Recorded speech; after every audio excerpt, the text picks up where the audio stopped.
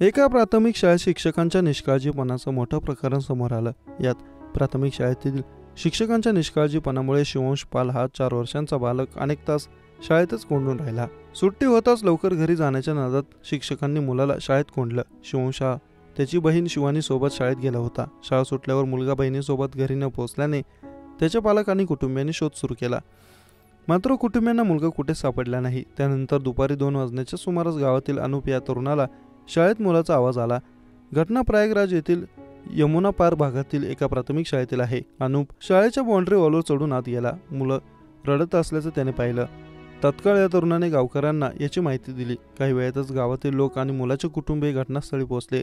BSAच्या सूचनेवरून शिक्षकांनी शाळेत पोहोचून कुलूप उघडलं. त्यानंतर कुटुंबीय आणि ग्रामस्थांनी मुलाला शाळेतून सुखरूप बाहेर काढलं. या घटनेबाबत कुटुंबीय आणि ग्रामस्थांमध्ये संतापाचे वातावरण आहे. शिक्षण अधिकाऱ्यांनी निष्काळजी शिक्षकांवर कडक कारवाई करण्याची मागणी नागरिकांनी केली. शाळा बंद होण्याची वेळ 2 वाजताची असल्याचा ग्रामस्थांचा आरोप आहे. असं असतानाही सर्व शिक्षक 11:30 पर्यंत शाळा बंद करून निघून गेले. याची चौकशी करण्याची मागणी ग्रामस्थांनी केली. गावकऱ्यांच्या म्हणण्यानुसार लोहरा मेजा या प्राथमिक शाळेत नेमलेल्या सर्व शिक्षकांना उशिरा येण्याची सवय आहे. सोबतच शाळे लवकर बंद होतात. याबाबत अनेक वेळा वरिष्ठांकडे तक्रार करूनही तोडगा निघाला नसल्याचे ग्रामस्थांचे म्हणणे आहे.